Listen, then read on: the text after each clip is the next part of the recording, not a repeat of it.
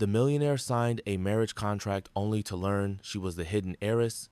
Hello everyone, before we begin today's story, I have a small favor to ask. Please hit subscribe and turn on the notification bell so you never miss our new releases. It is quick, free, and it truly helps us continue bringing you more emotional, healing stories. Where are you watching from? Drop your city or country in the comments below. Thank you so much. Now, let us return to our main character. The ballroom glimmered under 1,000 chandeliers, their reflections dancing across marble floors like liquid light. The air was heavy with music, laughter, and the weight of wealth pretending to be happiness. In the center of that glittering world stood Alexander Ward, the billionaire everyone in New York knew as the man who never lost.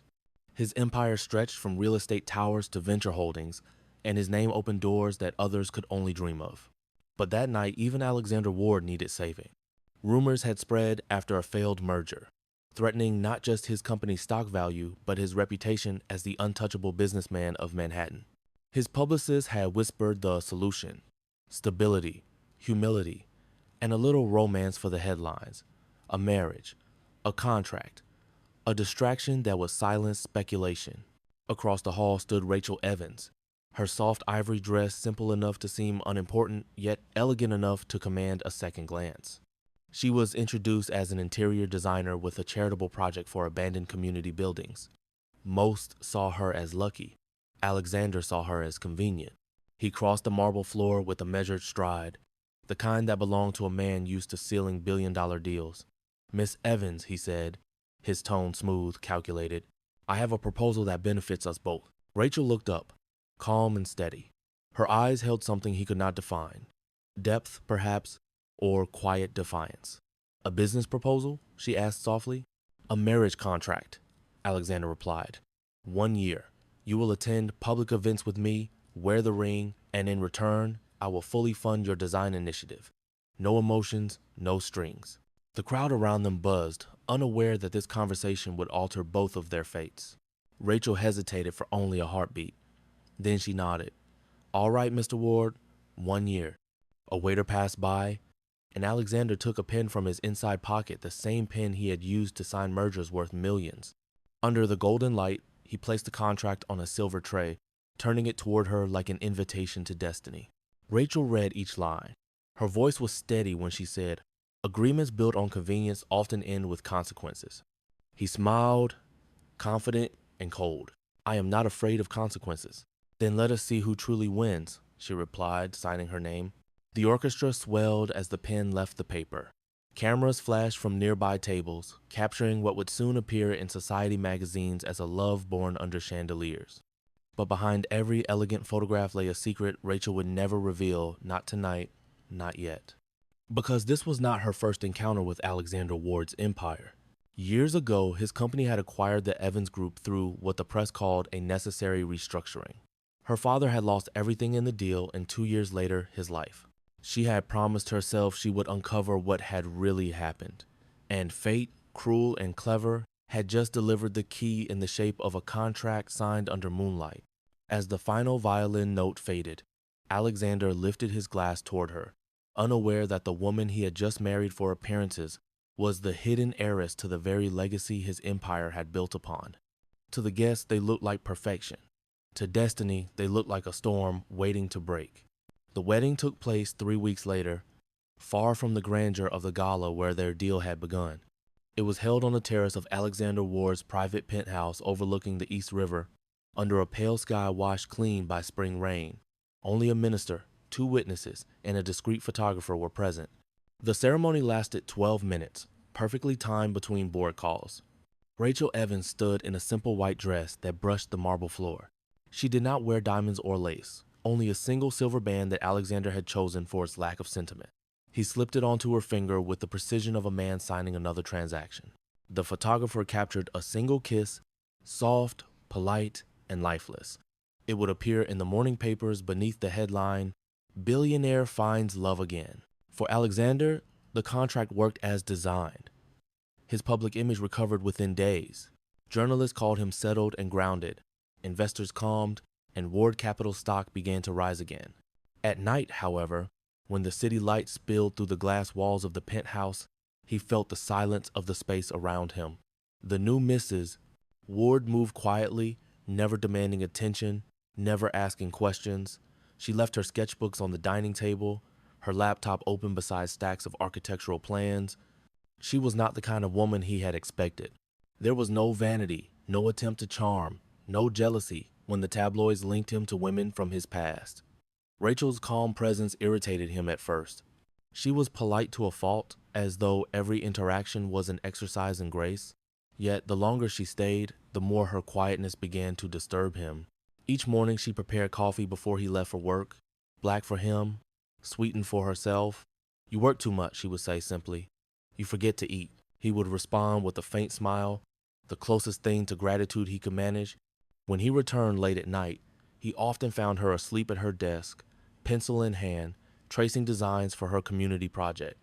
The way she poured herself into her plans reminded him of something he had forgotten existed: purpose without greed.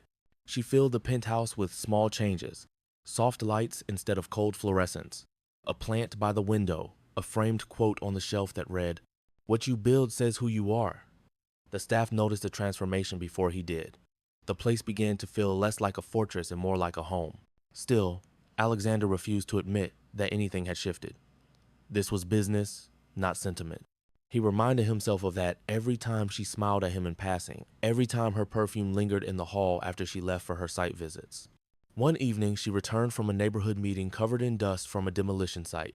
Alexander happened to walk in as she wiped her hands on a towel. "You could send someone to do that work for you," he said, tone distant. Rachel looked at him and answered, "If I am building something meant to heal people, I should at least touch the foundation." The words lingered longer than they should have. Later that night, as rain streaked down the city windows, Alexander paused outside her studio door. Through the crack, he saw her kneeling on the floor, sorting through photographs, children playing in abandoned lots, sketches of community centers, and a faded picture of a man in front of an old building. She touched the edge of that last photo with unusual tenderness. He did not know it was her father. He did not know the building once belonged to the Evans Group, before his company absorbed it in a deal that had made him richer and her family broken. When Rachel sensed his presence, she turned, calm as always. "Could not sleep again?" she asked. He nodded and walked away, pretending indifference. But in truth, the silence between them was beginning to carry weight, and Alexander Ward, who had built an empire on logic, was starting to feel something he could neither name nor control. Weeks passed after the quiet wedding, and life inside the Ward penthouse began to take on a rhythm of its own. Alexander Ward left home before sunrise and returned well after midnight. Rachel Evans adjusted to the silence that followed him, a silence filled with the hum of his phone and the faint echo of glass doors closing. She was now Mrs. Ward in name, but in reality she lived beside a man made of marble and precision. Still, she kept her promise. She attended charity luncheons, smiled for the cameras, and stood by Alexander at every event that mattered to the press. She fulfilled her part of the contract with the same grace she carried into every room. What no one saw was that behind those calm eyes, she watched every detail, every meeting, every document, every name that crossed his desk. She was searching for a truth that still haunted her nights: how the Evans Group had been destroyed. One Friday evening, the stability Alexander fought for began to tremble. A major acquisition at Ward Capital went wrong. A partner fund collapsed under rumors of misconduct, and his empire stood on the edge of scandal once more. He refused to sleep for 2 days, moving between calls, lawyers, and crisis meetings. On the third morning, as dawn touched the skyline, Rachel appeared in the doorway of his office holding a tray with black coffee and a stack of reorganized reports. Her eyes were soft but direct. "You have been awake for 40 hours, she said. "If you want to save this company, you need to think clearly." Alexander looked at her, momentarily taken aback. "I cannot stop now. Every second counts." She set the coffee down. "Then use them wisely. You are reacting, not leading." Her words landed harder than any investor's demand. For the first time in days, he sat down. Rachel reviewed his files, moving quickly, pointing out small inconsistencies in a way that revealed both intelligence and experience he had not expected from a simple designer. When she finished, she handed him one corrected chart. "Your numbers were off because someone rushed them," she said. "Trust the details, not the noise." He studied her face. "You speak as if you have seen this before." Pain teaches people faster than success ever could, she answered quietly. Then she turned to leave. That evening, after the market closed and the immediate danger passed, Alexander returned home to find Rachel asleep on the sofa, surrounded by sketches. Among them was a detailed plan for a new community center, one that would repurpose a building owned by his company. The note beneath the design read, "Every building deserves a second life." And the Valzer, he stood there, watching her breathe, realizing he could not remember the last time someone had helped him without asking for something in return. Days turned into weeks. The crisis faded, but something inside him did not. He began noticing small things, how Rachel always looked people in the eye, how she listened before speaking, how she found beauty in ordinary corners of the world.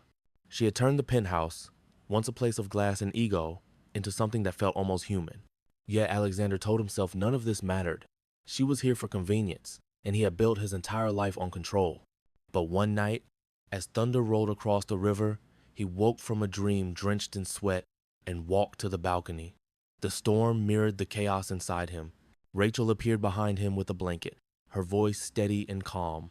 "You cannot control everything, Alexander. Sometimes the only way to hold on is to let go." He said nothing. But in that quiet moment, under rain and lightning, the man who thought he could buy peace felt the first crack in his armor. The contract that had begun as a calculated arrangement was slowly turning into something. Neither of them had planned something dangerously close to real. The days after the financial crisis brought an unexpected calm. The media praised Alexander Ward for his steady leadership, and investors regained their confidence. On the surface, everything looked perfect again. But inside the glass walls of the penthouse, the air between Alexander and Rachel Evans began to change. The silence that had once been comfortable now felt charged, filled with questions neither of them dared to ask aloud. Rachel spent her mornings visiting construction sites for her design project. The Ward Foundation had officially announced its sponsorship, turning her small idea for community renewal into a citywide initiative. To outsiders, she was the image of Grace, the beautiful, modest wife who had tamed a billionaire's arrogance. To Alexander, she remained a mystery that grew deeper each day. He began to notice the way she disappeared on certain afternoons. Her driver, a quiet man in his 50s, always waited outside at exactly the same hour, always taking her to the same area near the Upper East Side. When Alexander once asked where she went, she simply replied, "Old places help me think." The answer sounded harmless, yet her tone carried something guarded. One Thursday evening, he returned home early from the office. Rachel was not there. The penthouse was dim, her sketchbook still open on the table. Out of curiosity, he flipped through a few pages. At first, he found designs for playgrounds and housing projects, but then, near the back, he saw a name written in elegant handwriting, Evans Group Headquarters, Restoration. Underneath, she had drawn the outline of a familiar building. His heart froze. It was the very structure his company had acquired years ago in what had been called a necessary takeover. He remembered the name, Thomas Evans. The man's death had been mentioned once in a financial brief, noted as a result of personal circumstances. Alexander had not thought about it again until now. He set the sketchbook down and stared out the window, rain streaking across the glass. Something about Rachel's quiet determination, her polished manners, even her command of language, it all began to form a picture that unsettled him. She was too composed, too educated, too measured to have come from the modest background she claimed. Later that night, Rachel returned. She carried a small box, and her coat was damp from the rain. When she saw him standing by the window, she froze for a moment, then smiled politely. "You are home early. Where were you?" His voice was calm but cold. She hesitated before answering. "Visiting an old house. Nothing important." He stepped closer, searching her face for any sign of deception. "You seem to have a lot of history in that neighborhood." "I do," she said softly. "Some places never stop belonging to us, even when they are taken away." He wanted to ask more, but something in her expression stopped him. She looked both fragile and unyielding, as if she was holding on to a memory too painful to share. When she went to change, Alexander remained in the living room, his thoughts circling back to the sketchbook. He remembered how she had appeared at the gala months ago, perfectly at ease among the wealthy, fluent in multiple languages, confident in a way that did not fit her story. That night, sleep refused to come. At dawn, he opened his laptop and searched through the Ward Capital archives for the Evans acquisition file. The numbers were cold and clear. One failed loan, one forced merger, one family erased. He closed the file, but the guilt lingered like smoke. Meanwhile, across the city, Rachel stood outside the gates of a private cemetery. She held the small box she had brought home earlier. Inside was her father's lapel pin bearing the Evans crest. She knelt in front of his headstone, tracing the engraved letters with her fingers. "I am close now, Father," she whispered. "I am inside the world that took everything from us." When she returned home, Alexander was still awake. He looked exhausted, his shirt sleeves rolled up, eyes shadowed from the long night. "You have secrets, Rachel," he said quietly. She met his gaze without flinching. "And so do you." Neither spoke again. The city outside began to wake, but inside the penthouse, dawn brought no warmth. Two people bound by paper and pride stood on opposite sides of truth, both afraid to admit how dangerously close they were to falling for the very person who could destroy them. Autumn came quietly over Manhattan. The leaves outside Alexander Ward's penthouse turned to copper and gold, falling like whispers onto the terrace. The city was alive with headlines about new business expansions and mergers. For the world, Alexander's reputation had fully recovered. For him, however, peace had become fragile. He could sense the distance in his own home, a polite emptiness that even success could not fill. Rachel Evans moved through the penthouse like sunlight filtered through glass present, beautiful but untouchable. She had grown quieter in recent weeks, spending long hours at her office downtown, drafting reports for the Ward Foundation. When she returned each night, Alexander felt as though she brought part of another world back with her, one that he was not invited to see. One afternoon, his longtime friend and business associate Damien Holt arrived unexpectedly. Damien had been Alexander's classmate during their years in Europe, long before either of them had built their empires. He had always been the kind of man who noticed everything. As they met in Alexander's office, Damien glanced around the room, taking in the framed magazine covers, the sleek furniture, and the single photograph placed on the edge of the desk, a glossy page from Forbes' Life, showing Alexander and Rachel on their wedding day. Damien picked it up with a grin. "You finally did it, Alex. The city still talks about this photo. She is stunning." Alexander poured him a drink. "She is efficient," he replied, half smiling. "The perfect partner for a public image." But Damien did not laugh. His attention stayed on the picture. "Rachel Evans," he murmured. "That name. It cannot be coincidence." Alexander looked up sharply. "What do you mean?" Damien's expression turned thoughtful. "Do you remember St. Clair Academy in Geneva, the graduate program for international design and economics? She studied there. She was one of the top students in the art and heritage division. Everyone knew her brilliant, elegant, reserved. You must have crossed paths with her." Alexander frowned. "You must be mistaken. She told me she studied locally. She said she never left the country." Damien leaned back, amused. "Alex, I remember her presenting a paper to the trustees. Her French was flawless. Her father, Thomas Evans, attended that final showcase. You gave a speech that same evening. I was there. You even shook hands with him." The words landed like thunder. Alexander froze, searching his memory. The night Damien described existed, he had attended a charity auction in Geneva nearly a decade earlier. A man named Thomas Evans had introduced his daughter, a young woman with calm eyes and a quiet grace. The resemblance was unmistakable. He turned back to the photograph on his desk. The same eyes, the same quiet grace. "Rachel." "What are you saying?" Alexander asked, his voice low. "I am saying your wife is not who she says she is," Damien replied simply. "And you, my friend, might have married into something far more complicated than you realize." After Damien left, the office felt colder. The city outside looked distant, unreal. Alexander sat at his desk long after sunset, staring at the photograph. The longer he looked, the more the image changed. The soft smile he had once considered polite now looked deliberate. The way she held her chin, the slight tilt of her head, it was the expression of a woman who knew exactly what she was doing. He remembered her perfect French, her refined manners, her confidence among diplomats and business leaders. He remembered the night she said, "Some places never stop belonging to us, even when they are taken away." The pieces began to align, each one cutting deeper than the last. That night, Alexander called a private investigator. He told himself it was precaution, nothing more. Yet deep inside, pride and betrayal mixed with fear. He needed to know the truth, not because he cared about Rachel's past, but because, for the first time in his life, he cared about her. 2 weeks later, the report arrived sealed in an envelope. The name printed at the top struck like a blade.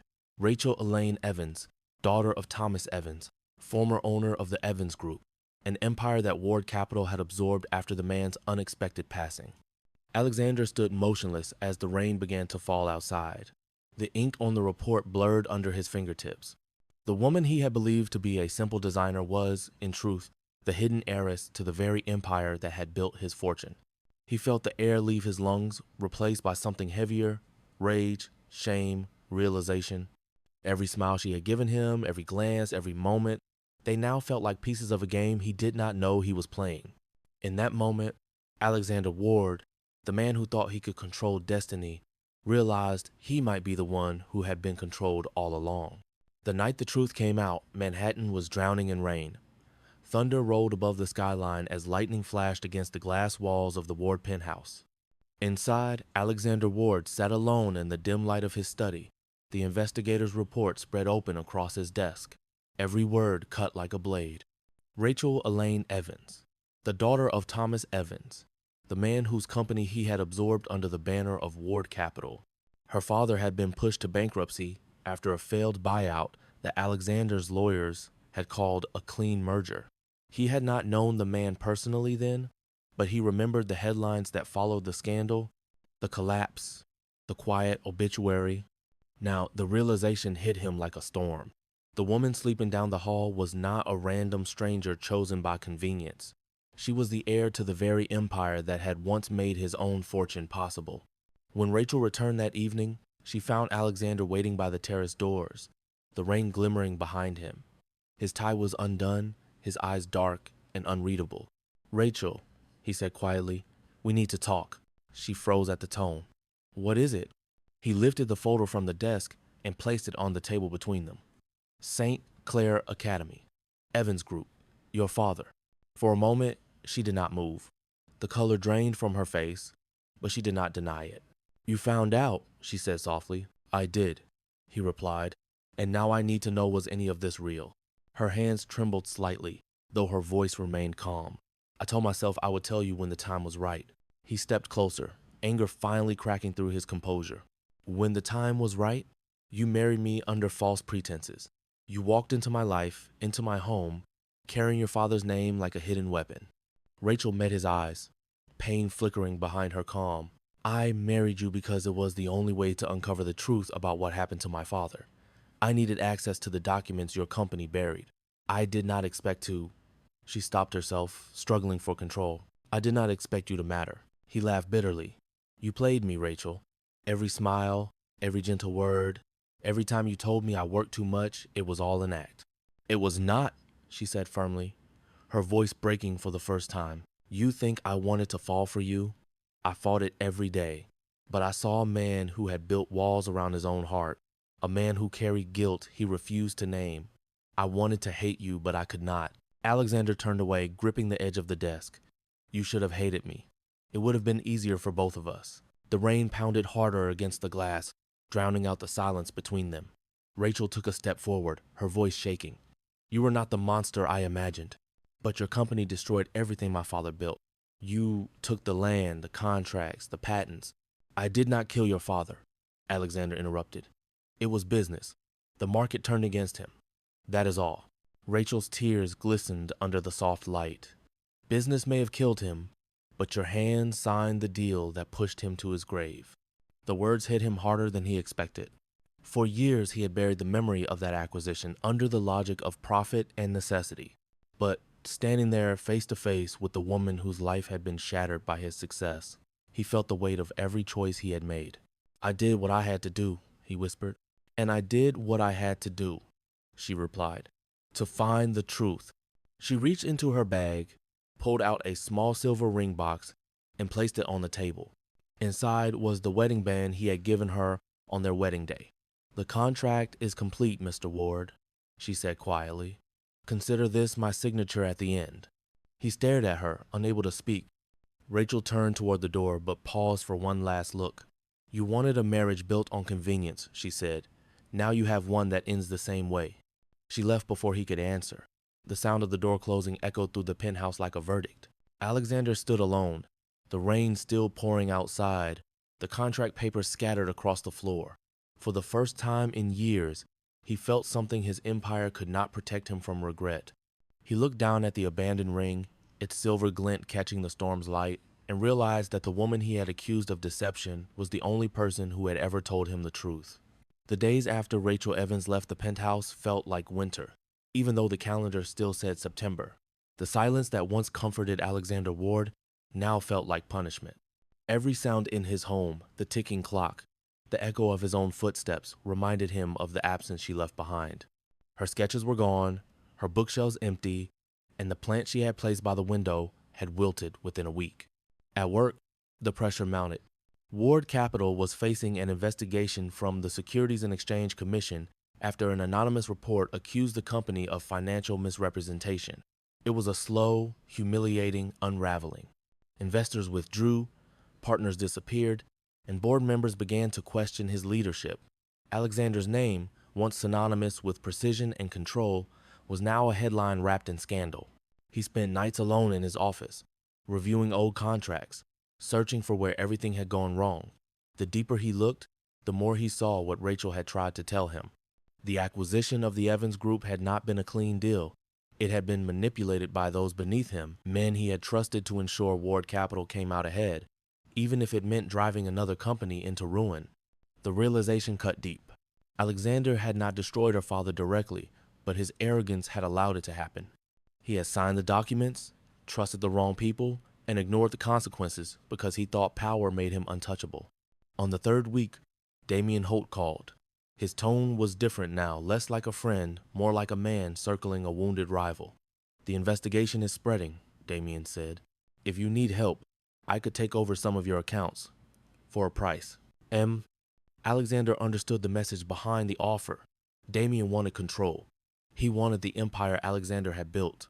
"No," Alexander said simply. "You will not get it." When the call ended, he sat in darkness for a long time. He realized that for the first time in his life, he had nothing left to protect except the truth. And if there was one thing Rachel deserved, it was that. He began digging deeper into company archives, calling former auditors, demanding old correspondence from legal teams. What he found confirmed his worst fear. Damien had been part of the original manipulation years ago. He and a former Ward Capital executive had used insider information to push the Evans Group into bankruptcy, then bought the remaining assets under a shell company before selling them back to Ward Capital for profit. It was calculated, cruel, and perfectly hidden. Alexander closed the file, anger rising through the guilt that had consumed him for weeks. He could not undo the past, but he could expose it. And maybe, just maybe, that would give Rachel back the justice she had searched for. Late one night, he took the elevator to the top floor of the office tower, standing by the window that looked over the city lights. The skyline shimmered in gold and silver reflections, the same lights that once made him feel invincible. Now they looked distant and cold. He thought of Rachel's last words. "You wanted a marriage built on convenience. Now you have one that ends the same way." He whispered into the empty room, "I never wanted it to end." The next morning, he sent copies of the evidence to the investigators himself, attaching his own signature to every page. He knew it would cost him everything, his company, his name, his fortune, but it was the only way to set the record straight. That afternoon, he walked out of Ward Capital for the last time. The rain had stopped, and sunlight broke through the clouds, falling across the streets below. For the first time in years, Alexander Ward did not feel like the man who built an empire. He felt like a man beginning to rebuild himself. Somewhere in the city, he hoped Rachel would hear about what he had done, not for redemption, but for truth. Because love without truth, he finally understood, was the greatest lie of all. The news of Alexander Ward's confession spread quickly. Within a week, every financial outlet in New York had published the story of the billionaire who turned himself in to expose his company's corruption. Some called it redemption, others called it ruin. Ward Capital fell apart, and the man, once known as the King of Precision, disappeared from the skyline he had built. Rachel Evans heard about it through the morning headlines. She read the articles in silence, her fingers tightening around the coffee cup as she scanned his name. He had done what no one expected. He had told the truth, not to protect himself, but to correct what had been done to her family years before. For the first time in months, her heart did not ache with anger. It ached with something quieter understanding. It was raining again that night when Alexander found himself standing in front of the old Evans estate. The gates were rusted, the once grand house now silent except for the steady rhythm of rain on its windows. He stood there, soaked, his coat heavy, his hair plastered to his forehead, staring at the building that symbolized everything between them: power, loss, and the cost of pride. Behind him, the sound of footsteps echoed on the gravel. Rachel's voice, soft but unmistakable, broke the silence. "You should not be here." He turned slowly, his expression unreadable. I needed to see it one last time. She stepped closer, her umbrella trembling slightly in the wind. "The paper said you lost everything." He nodded. "Everything that mattered on paper, yes. But maybe that is what it took to see what really matters." Rachel's eyes searched his face. "You could have hidden the truth. You could have blamed someone else. Why did you not?" "Because you were right," he said simply. "I built my empire on numbers, not on people. I signed deals I never questioned. I thought success would absolve me, but it only blinded me." For a long moment, the rain was the only sound between them. Alexander looked down, his voice lower now. "I am sorry, Rachel. For everything, for your father, for what I did to your family, and for not seeing who you were until it was too late." Tears filled her eyes, mixing with the rain on her cheeks. "You did not destroy him alone. Others played their part, but you were the only one brave enough to tell the truth." He shook his head. "It was not bravery. It was you." Rachel took a deep breath, her voice trembling. "I came here tonight to close this chapter. I thought seeing you would make it easier to let go of the past, but it does not, because somewhere between anger and forgiveness, I stopped hating you." Alexander looked up, his eyes meeting hers in the soft glow of the streetlight. "And what do you feel now?" "I feel tired," she whispered, "but I also feel free." He stepped closer until only the sound of the rain separated them. "If freedom means you never have to see me again, I will understand." Rachel hesitated. Then, instead of walking away, she reached out and took his hand, the same hand that had once signed the contract that changed both of their lives. "Freedom also means I can choose," she said softly. "And tonight, I choose not to hate you." For the first time in years, Alexander let himself breathe. The cold rain no longer stung. It felt like release. They stood there beneath the storm, two people who had broken each other, now standing in the quiet space where forgiveness began. It was not reconciliation, not yet, but it was hope, the fragile, human kind that grows only after everything else has fallen apart. As they turned toward the gates together, Rachel looked back once at the house, its windows glowing faintly in the dark. "He would have liked you," she said, her voice almost a whisper. Alexander closed his eyes. "I hope someday I can deserve that." And with that, they walked into the rain, side by side, carrying nothing but truth and the first fragile spark of peace. Months passed after that night in the rain. The world slowly moved on from Alexander Ward's scandal, but the man himself had changed in ways no headline could capture. The empire he once ruled no longer existed, yet in its absence, something quieter and more meaningful began to grow. He spent his mornings helping rebuild the community projects Rachel Evans had started, working beside people who barely recognized his name. The man who had once signed million-dollar mergers now carried boxes, poured coffee for volunteers, and learned the kind of humility that only comes after losing everything. Rachel saw his name again one afternoon, printed on the bottom corner of a grant proposal Ward Evans Foundation for Urban Renewal. She had not spoken to him since that night at the old estate, but his handwriting on the document told her everything she needed to know. He had taken the ruins of Ward Capital and turned them into something that gave back to others. For the first time, her heart did not tighten when she heard his name. It softened. When spring returned, she decided to visit one of the completed projects, a new community center built on the same land where her father's company headquarters had once stood. The building was bright and full of laughter, children running through halls lined with artwork. At the far end of the room, she saw him. Alexander was helping an elderly man hang a plaque near the entrance. He looked different now, no suit, no guarded expression, just a man who had learned how to begin again. He noticed her standing by the door. For a moment, neither of them spoke. The noise of the children faded until all that remained was the quiet recognition between two people who had lived through the same storm. Rachel finally said, "You built this." Alexander smiled faintly. "No, we did. It was your design, your vision. I only helped finish what you started." She walked closer, her voice gentle. "You did more than that. You gave it a new name." He nodded toward the plaque.